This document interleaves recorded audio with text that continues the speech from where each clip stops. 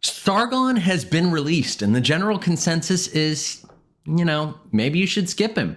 But that brings us to the big question of, should you be maxing Joan of Arc? Join me with Jake from Cavalry Stable to find out. Hello, ladies and gentlemen. Welcome back to another Rise of Kingdoms gameplay episode from your very own Shappy Gaming. And today we are going to be addressing the question of, should you be maxing Joan of Arc now that Sargon has been released? And if you're not maxing her, should you be investing into her at all? And today I am joined by the one and only King of Cavalry himself, Jake, the owner of Cavalry Stable. Say hello. Hello there. So Jake, you are kind of the expert in the community on Cavalry. At least I see you as being the expert. And when Joan of Arc came out, she was kind of a big deal, right? I don't think she was really like Nevsky level, but the general consensus was she's pretty good in the field, right? Yeah, absolutely. So what are your thoughts on Joan? Like what would you use her for? What are your favorite skills of hers and all that good stuff? I would say your assessment of her was pretty good. It's she's not, I wouldn't say, as close to Nevsky in terms of her prowess in terms of dealing skill damage, as well as an all-around commander. Nevsky is predominantly used in field and in the rally, but is viable as a garrison as well behind someone like Jedwiga. So I wouldn't say she's as versatile as Nevsky, but her abilities in the field are, I would say, on par with Nevsky in the field, not necessarily as a rally commander or in the garrison. For sure, I would not put Joan in the garrison, but her prowess in the field is I would say nearly unmatched in the category of cavalry commanders. Going off of her skills, and my favorites of her skills would have to be her first and her second. It seems to be a recurring theme by Lilith to introduce rage reduction for cavalry commanders. I know they're not the only ones, but we do have a few commanders now, going as far back as Genghis Khan into Zhang Yu, and then now into Joan of Arc. We see rage reduction is a recurring theme with them. Being her first skill, when it fires off, you're getting those buffs to your two surrounding friendly troops.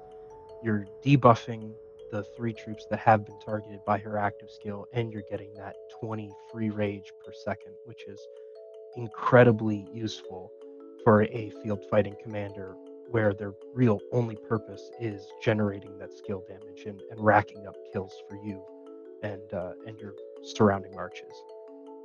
So for cavalry, I guess the question is, do you really think there is any other field pair that you would run? If you could run one cavalry field pair, what would it be?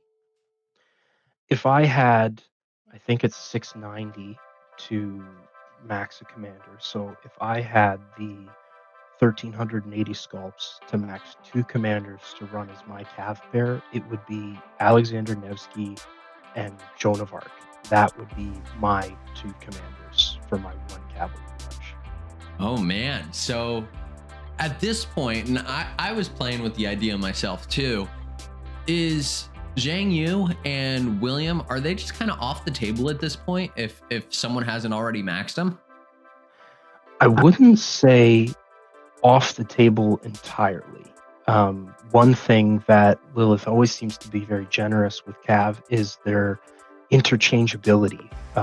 The fact that Zhang Yu can be used with Nevsky, Zhang Yu can be used with Joan, you can bounce them around.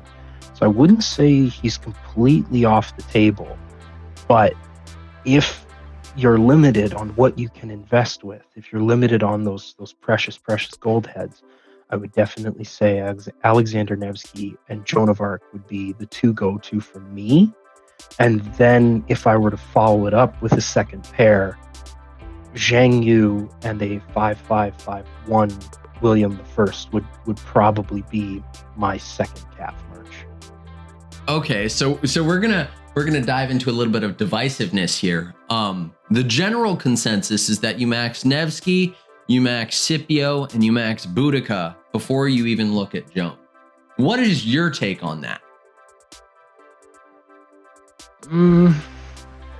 So I'm gonna nitpick your words a little bit here. You said not max. So if we're talking about priority of investment, maxing Alexander Nevsky should be at the top of the list. That I can concur, but then you will need a secondary to go behind that Alexander Nevsky, and taking Joan to at least a 5515. And we can get into why I said 5515 a little bit later instead of maybe a 5155. But then getting that Joan to that 5515 as your secondary commander, and then going off and maxing your Boudica, maxing your Scipio, and then coming back to that Joan to finish her off. I would agree maybe maxing them first, but getting that Joan to a usable level and getting her behind that Alexander Nevsky is a pretty critical step in improving your proficiency in the field. So I am curious. You said that she can be used kind of non-maxed, right? And I've always had the opinion that, like, yeah, you typically don't want to run a commander that's not maxed, right? Because you're not getting the most value out of them. And if you're in the field, at least in my experience, you tend to get smashed. Is Joan the exception to that rule, you think? I mean, I know Saladin is. And William, to some extent, to add to your point, you see Saladin, and let me just pull the skill up in front of me now. You see that last skill is all about doing damage to garrisons, and then that his expertise, it only really adds 300 skill damage to his active skill. And I do see it does increase his debuffs slightly, and so maybe his expertise is worth it. But dumping an extra, I think 310 sculptures into his fourth skill, is it really worth the cost? And then same with William. You have something like his last skill gives 20% defense, and his expertise is a marginal improvement on his Norman conquest skill, his third skill there. And so for those two, that 310 sculptures isn't really worth what it gets you. With Joan, though, none of her skills rely on in a rally, rallying a stronghold, rallying a garrison or city. All of her skills, no matter how much you invest into her, you're getting all 690 sculptures worth of your investment, because nothing is, I can't think of the word I want to use right now, but nothing is conditional, I suppose is the best. Nothing is conditional on in a rally setting or in a garrison or anything like that. So everything you invest into her, you're getting back out from those skills. Yeah, I see that. Why do you prefer that second skill to the third, just out of curiosity? So personally for me, that third skill, 30% normal attack damage and 5% extra cavalry damage bonus. That's more stats is beautiful, wonderful, and welcome at any time. But for that second skill, I just see myself getting more out of it. So let's once again go to the point of being a low spender, someone who's very conscious of their investment. That person will want that extra in territory. They're getting 10% march speed. Outside of territory, though, where most field fights occur in murder balls, etc., where those are occurring, you're getting 20% extra march speed. And in a situation where you're going against people that could possibly be doing much more damage than you, and your marches are suffering because of that, that extra movability can get you in and out of the fights quicker, can help you refresh your marches faster, and can also help you get out of some of those sticky situations, along with some tactical loading. And then on top of that, you're looking at your 20% cavalry attack bonus. Now, and you see in that third skill, you get 30% normal attack. Now, this has been a conversation had for a long time about what to go for, normal or straight attack bonus. With that cavalry attack bonus, it's not. This is, and once again, I pause there for a minute because it's never been truly confirmed by Lilith what they mean when they say attack bonus. Is that attack done by skill damage? Is that attack done by normal? Is that purely cav stats? What truly is being buffed? But the generalist language there, cavalry attack bonus rather than normal attack bonus damage. For some reason, that is just more appealing to me. And then you do also see at the bottom of the skill that you are getting that 5% normal damage, which is nothing compared to the 30% you get from that third. But I just see, as someone, even though I do have Joan of Arc Max myself, of course, even though, I do have her max, I just see, for someone who's very conscious with their investments, you get more out of that second skill. And if you're lucky enough to max that fourth without, losing a skill on that third, you will just get more out of her at that 5-5-1-5 versus any other combination you try before maxing. So let's talk about that for a sec. In theory, you want to max Joan of Arc, right? I think that's what I'm hearing.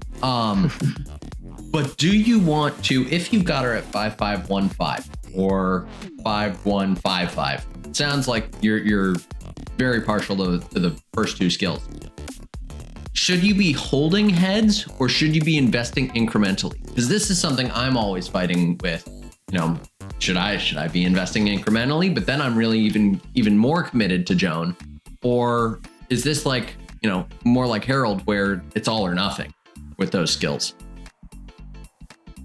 With Joan, luckily, unlike some commanders like that we have, Harold being one of them, I do find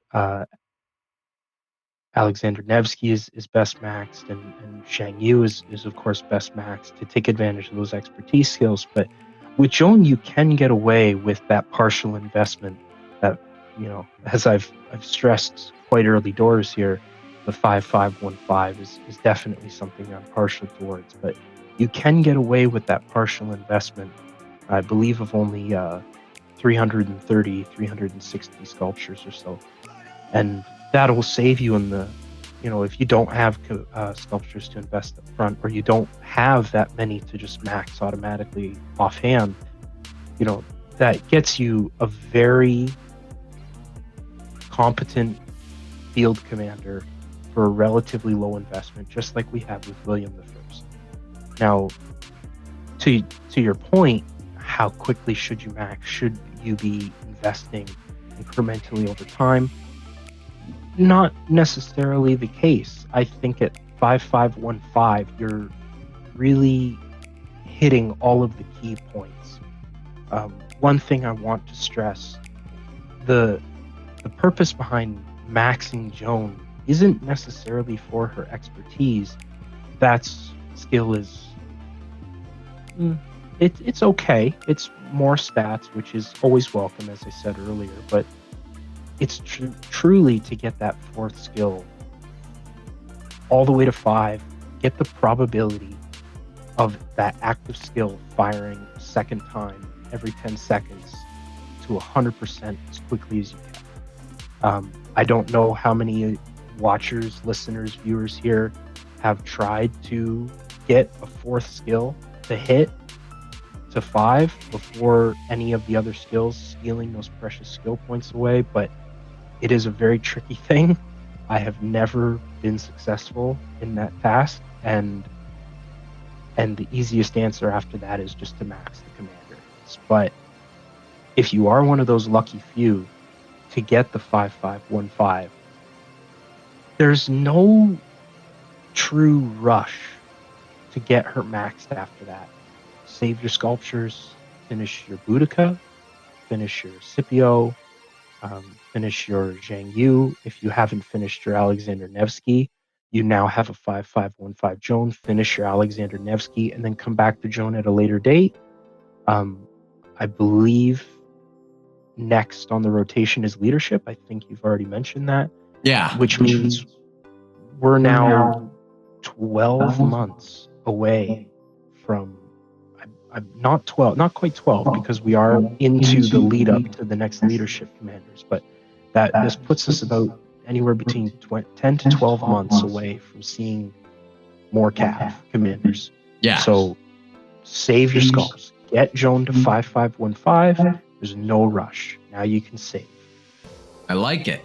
So before we get into some of the more fun stuff, who are your top 3 pairs for Joan? Just out of curiosity, you mentioned Nevsky Joan, and I feel like that's kind of the meta Cav pair right now. But if I don't have Nevsky, who else am I putting her with? So this is an interesting one, because personally, I haven't tried her with many other commanders. I like the Nevsky Joan, I like the synergy, and so that's typically my go-to. But I have talked to quite a few members in the Cav community, and a really interesting one, and maybe not on the topic of saving, but Chandra Joan is a favorite with quite a few different people. I know it seems obscure, and quite a few players may come after me for that, but Chandra Joan has received quite a lot of praise for the skill damage that she puts out and he puts out in respect. But Chandra Joan is up there for me. Personally, if I were to rank them, I would go Nevsky Joan for sure is my 1. Zhang Yu Joan would be my 2. They're both getting you rage reduction.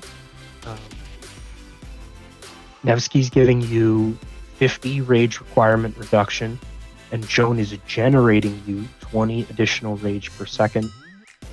So that is shortening your skill cycle significantly until you hit overraging, which I'm sure we'll hear about from a few of the stats fans who have done the math on that.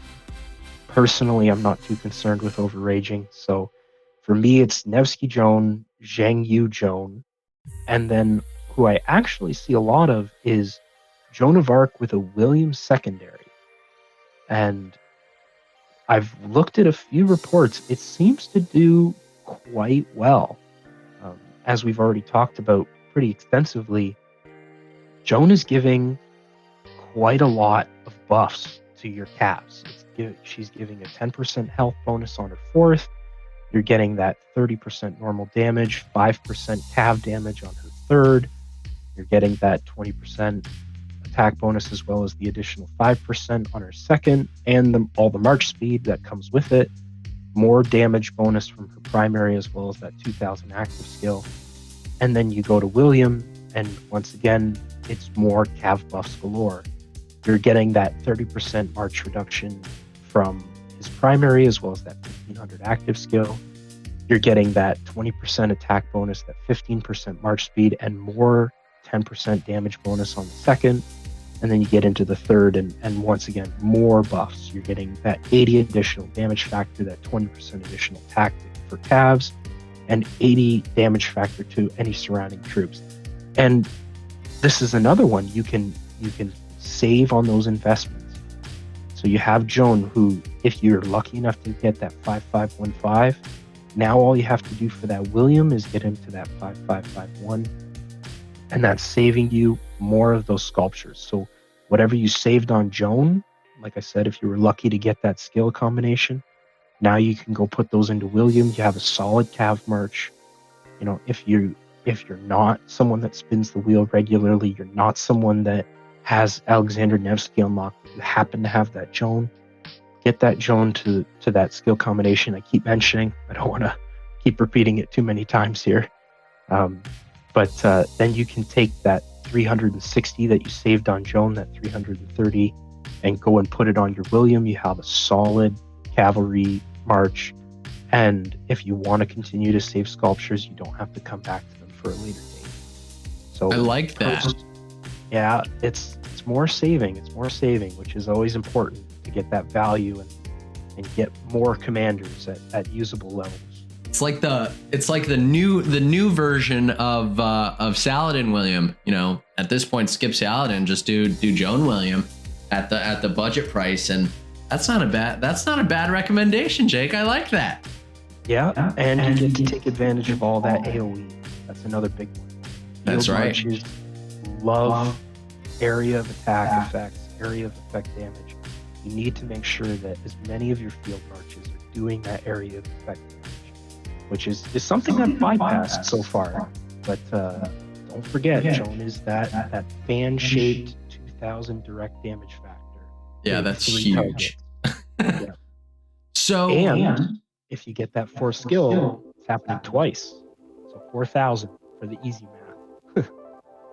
So let's talk about Joan for a little bit. As if we haven't already been, right? Formations just came out, and there are a couple of really interesting ones. You've got the wedge formation, you've got the echelon formation. Do you think formations have given more reason to start using Joan? And if so, which one are you using? So I feel we'll save the hot take on the formations for maybe another time. Because I've heard they've had experience from the little community. But personally, I think formations have added another reason to pick certain commanders over others.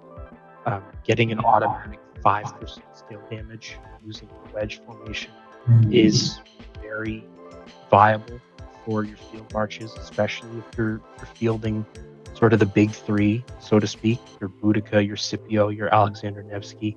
Using that wedge formation is definitely a big boost. And I would say that's my pick for a march like Alexander Nevsky Joan, or a Zhang Yu Joan, or as I've said now, a Joan William. I would definitely be picking that wedge formation and getting that 5% extra skill damage. I'm looking at the rest of them now. The normal attack damage, if you're a Cav main out there and you have Attila maxed, I would probably favor that for Attila. But then you go into the V formation with the range mode. That doesn't really seem viable to me as a cavalry main. The hollow square formation is interesting, reducing all troop damage taken by 2%. I don't think that's a formation that we should write off just yet. Further testing needed, but personally I'm favoring the wedge formation as a cavalry main that likes to field fight a lot. Sweet. Okay, so now we get to the Shappy situation. So as a lot of my viewers know, I've had a hard time figuring out who the heck to max. I have Attila Takeda, I have Attila Nevsky, I've got Saladin 5551, I've got Cao maxed, or Cao Cao. Correct me in the comments, guys. I'm sorry. I have I've got a fairly large spread here. I have William at 5551. For someone like me, who should I be maxing? Should I be maxing Joan? Should I leave her at 5515, or which should I be going for? Because I'm nervous about splitting Attila Nevsky, but then at the same time, right, I run Attila Takeda and then Nevsky William. So who am I benching and who am I maxing? Max all Cav. That's the easy answer. Always max all the Cav. For my Bertrand lovers out there, always make sure you're maxing your Bertrands and max your Nevskys, your Zhangs, everything Cav. Max all the Cav. That's the secret. It's definitely a going concern, and it's one that I struggle to make decisions all the time. My default, mind you, is max all the Cav, but for people that are concerned, so you have your Attila Nevsky, you have your William. Who are we maxing? That's a good question. For me, the easy answer is the Joan. I know separating the Attila Nevsky is, is a shame, but I think every march sort of has its place. So I'm gonna go to my marches really quick and just show what talk about what I'm running in particular, and maybe how I would move it around, just to give myself more of a visual sense here. Yeah. So, And I mean, looking at this, I could split Attila Nevsky, and I could do Attila Takeda. I could do Nevsky Joan, and then I have Saladin and William as kind of my budget Cav march, and we'll see how Saladin's relic turns out, and maybe those are the three. And I really like that. Now, me, this is, and this is where we sort of start to breach the realms of, this is more for someone who has a mature account, who has more of those commanders max. But right now I run a Zhang Yu Honda, I run a Nevsky Joan, a Chandragupta William, a Guan Scipio, and a Boudica YSG. And when I get that 6th March in KVK, and like I said, we're starting to exit that low spender, that free-to-play low spender realm, my 6th March is typically an Attila Takeda, just because I can't pass up that golden duo. But if we're to bring it back to more your situation, I like the Alexander Nevsky Joan a lot. That is one of my favorite pairs. It's kind of funny because he was benched for quite some time, but my favorite cavalry commander is actually Chandragupta. I just love his design. I love his skill animation. I think he's just a really well designed and well thought out commander. It's a shame he didn't the limelight for as long as some of our other commanders. But personally, I think you running an Attila Takeda, a Alexander Nevsky Joan, and a Saladin William for your 3rd Cav March is a very wise decision. And even if that Saladin William, so let's say you distribute your best gear. Your best gear goes on the Alexander Nevsky Joan. Your 2nd best set goes on that Attila Takeda, since he's really good for stacking kills in the field. And let's say you put the ugly set, so to speak, the blues, the greens, the half blue, half purple set, that ends up going on your Saladin William. That's a great march that you can throw into a Cav rally, throw into a Cav garrison. And it's something that I encountered when I was a much younger player. When I would put a march into a Cav rally, I would put a double C, a Sao Sao, Cow Cow, as we've already discussed, correct us in the comments. I would put that double C with a Lancelot and just send it on its merry way. And what happens? It gets swarmed on the way home, or we're rallying a city, and a bunch of marches stick around to swarm that city after the rally's hit. Well, now I have a double C Lancelot swarming a 60 million city. That's not really the right march for the job. Probably not the best. Probably not the best indeed. So having that 3rd Cav march, that Saladin William, well, he might not be your best Cav march.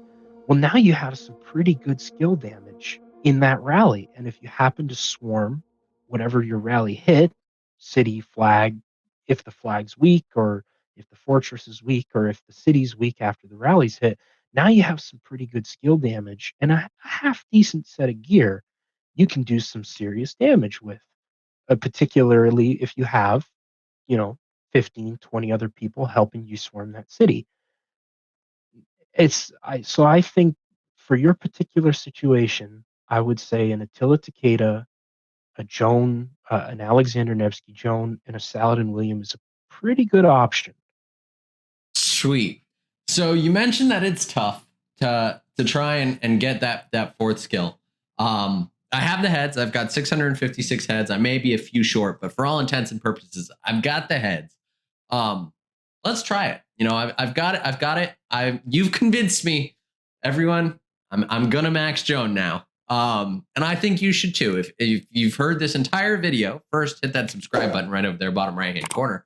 Second, if you have heard this entire video and you're like, I don't know, I personally am convinced, especially if you're not thinking of investing in the archers. What is your recommendation for how I should go about trying to get this 4th skill max? Do I lock on the first skill, or do I unlock all 4 and just kind of go for it? So if you for yourself and for your viewers in the chat, if you get a chance to stop by the Cav stable, we do have a flex channel. You can scroll through it and you can see some of our members have gotten pretty lucky with skill placements and gotten that 5515 Joan, particularly when she first came out and everyone was a little thin on sculptures. I've asked a few people, and so I'll start with sharing my typical approach. My typical approach is unlock all 4, and then I lock the first 2, and I max the first 2, and then it's a 50-50 chance. I'll unlock the last 2 skills after the first 2 are maxed, and it's a 50-50 chance for me to get that 4th or 3rd skill. And as I've said earlier in the video, I've never been successful. So the consensus from a lot of other members in the Cav stable is leave all 4 unlocked, open, like I said, unlocked. So leave all of them open and just hope for the best. Okay, we'll do it. We'll do both. Give it a shot. Make sure you have some skill resets in case it's bad advice.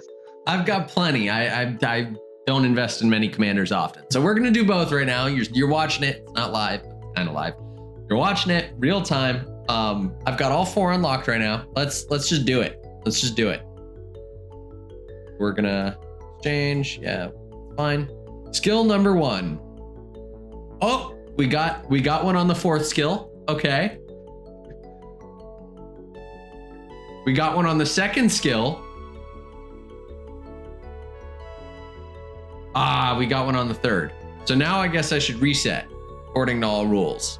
Well, you could reset and retry, or if you're someone that doesn't have a lot of skill resets, you can see it through. If you are maxing, that's very critical. If you're maxing, you're not afraid to put all of your sculptures on the table. You could get that 5524 and play it with that. That still gives you 80% probability of that active skill hitting twice every 10 seconds. So every other skill cycle, you'll be doing 4,000 active skill damage. However, if you're someone that's only going for that 5515, you only have enough sculptures to go for that, I would say reset, try to get that 4th max, and then lock those first 2. As soon as you have that 4th maxed, lock those first 2, get them maxed, and then you can go on about your merry way. Okay, so we'll see this all the way through. Let's see how this goes. Right. Okay, so I'm upgraded. Okay, now I'm 3 on the 2nd skill. Good. 3 on the 4th skill. Good. 4 on the 2nd skill. Come on. 4 on the 4th skill. I got another one on the 3rd. Okay, so now I would reset. Yeah, I would reset. Every time one of those skills goes up, your chances of getting on that 4th skill, it turns into 50-50 or 3-1 or 2-1, but you start to lose the possibility of that going up. Start to increase the chances of maybe that 1st skill going up with that 3rd skill hitting 5, which is never the best. Okay, so let's try your strategy now. I'll lock the first 2 skills. That's fine. And let's upgrade them. Should be no problem. Cool. All good there. Go for the 50-50. See what happens. That's exactly what I'm gonna do. Okay. So now we're unlocking. There we go. And let's see. 50-50 shot here. Oh, we lucked out for number 1. Okay. Here comes number 2. Ah, we're doomed. That's typically how it goes for me as well. That's typically how it goes. So I think you're probably right. Getting that 5-5-1-5 is ideal. But it's a little impractical for sure. Just a little. But that's all right. Let's see how this works out. It actually, not gonna put the cart before the horse. Nope, damn it. Was working fine. No longer working fine. Okay, and then there we go. We're all good. Now I'm 27 heads away, and I ended up at 5-5-4-5. So I can now reset. Not bad. So I'm gonna reset once more, and I'm gonna try the unlock method again. Just leave them all unlocked, and let's see how it goes. Okay, 4th skill, 2nd, 4th, 1st, 3rd. Hey, we did it! We got it. So max. we're gonna be 5-5-2-5. Perfect. So there we go. And as soon as you get the 5th skill, you want to lock again, or the 4th skill, you want to lock again. Absolutely. Make sure that you save those sculptures. Once the 4th is maxed, save them for those first 2 skills. And I think that's really the point that needs to be stressed here. Truly her 2 best skills.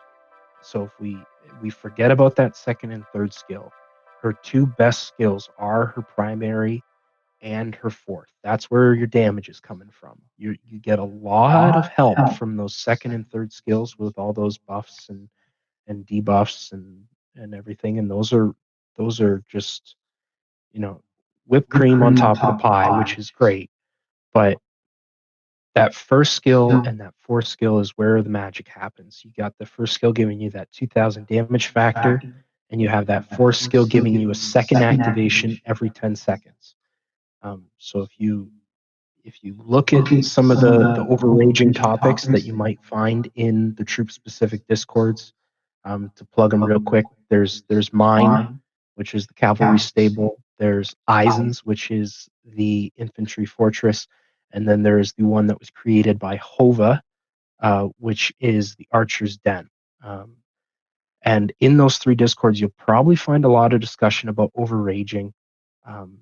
Typically, you can get your skill cycle shortened to 8 seconds. So that means every 10 seconds, 7 to 8 seconds is, I believe, the consensus, which means every 10 seconds, that's every other skill cycle, you'll be firing 2 of those active skills. So that's 4,000 active skill damage every 2 skill cycles. And it doesn't say that it cancels the active skill in that 10 seconds. So on that off skill cycle, you're still dealing that 2000 direct damage factor, but every other skill cycle, you're dealing 4,000, which is why those first and 4th skills are so important. Sweet.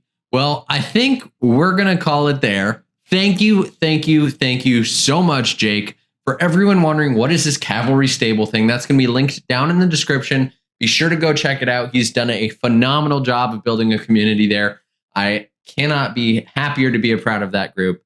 And thank you so much for coming on to this video, Jake. I really appreciate you. Well, it was very, very enjoyable. Thank you very much for having me on, Chappie. Absolutely. If you guys haven't already, do hit that subscribe button right over there, bottom right-hand corner, and hit the bell so you get notified when new episodes come out. If you have enjoyed this kind of content, be sure to leave a like. I know I've had a blast. Thank you all so much. Hopefully you all go Max Joan now. If you don't, you do you. Thank you all. I'll migrate to your kingdoms and zero you all. Thank you all. Chappie out.